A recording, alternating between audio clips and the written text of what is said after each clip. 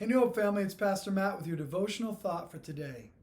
In Exodus chapter 17, we see the following story recorded for us. Then Amalek came and fought with Israel at Rephidim. So Moses said to Joshua, "Choose for us men and go out and fight with Amalek. Tomorrow I will stand on the top of the hill with the staff of God in my hand."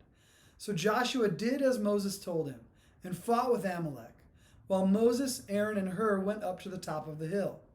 Whenever Moses held up his hand, Israel prevailed, and whenever he lowered his hand, Amalek prevailed.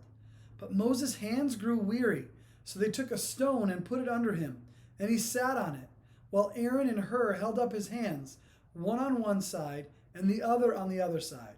So his hands were steady until the going down of the sun, and Joshua overwhelmed Amalek and his people with the sword.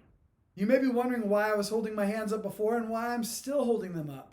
The reality is that by the time I'm done filming this devotional, I'll probably have been doing this for far more minutes than my arms can actually take. In fact, with the amount of time I've been holding them up now, they're already growing a little bit tired. And the truth is that as we see this passage, we notice that Moses' arms were growing weary.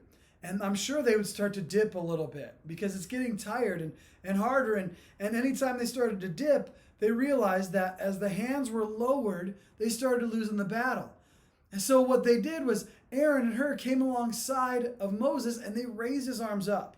They would hold his arms, not because his arms were so significant, but he was actually holding the staff of the Lord. And we saw earlier in this very chapter that's recorded for us in Exodus 17 that Moses used that very staff to strike a rock and provide water to the Israelites as the Lord had instructed him in that account. Prior to that, he used that same staff not far before and put his staff into the Red Sea, and the Red Sea parted and the Israelites walked across dry land. And as we know that famous story, afterwards the Lord closed up the waters, had the waters wash back over and drown the Egyptians who were chasing after the Israelites as they were being delivered from that bondage.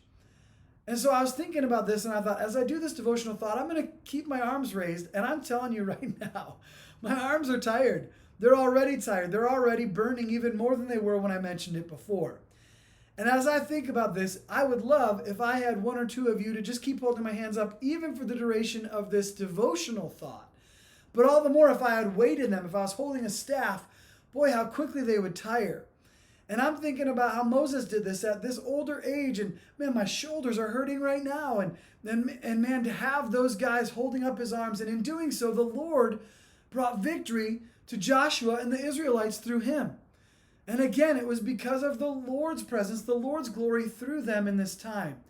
I thought about this in our lives, and sometimes the Lord calls us into things that are really hard. And this is not necessarily the point of this text, but I do think if I had people right now holding my arms up, it would make this less painful as it is. Literally, my arms are burning, my shoulders hurt right now. And if I had brothers and sisters in Christ to hold up my arms higher, it would make this far more doable, I could last far longer in doing this.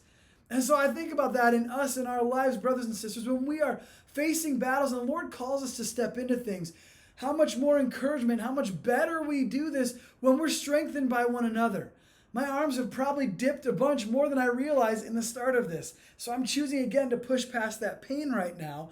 But the truth is, I'm really sore. And if I have brothers and sisters to bear these burdens with me, it sure makes it easier.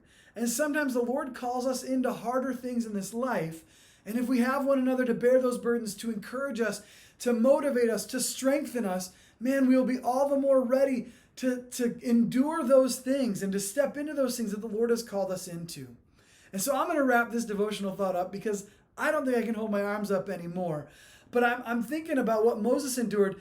And the Lord strengthened him through the strength of Aaron and Hur holding him up so that they would win this battle. But he had their help to do that so that the rod of the Lord could be held up high, that the Lord would get glory in that victory.